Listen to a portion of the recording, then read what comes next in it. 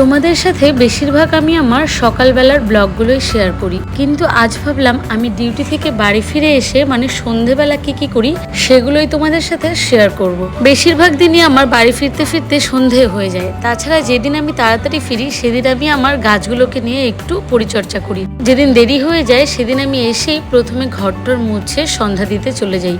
আসলে আমি আমার ঘরগুলোকে সাজিয়ে গুছিয়ে রাখতে ভীষণ ভালোবাসি। অগোছালো জিনিসটা আমার একদমই পছন্দ হয় না।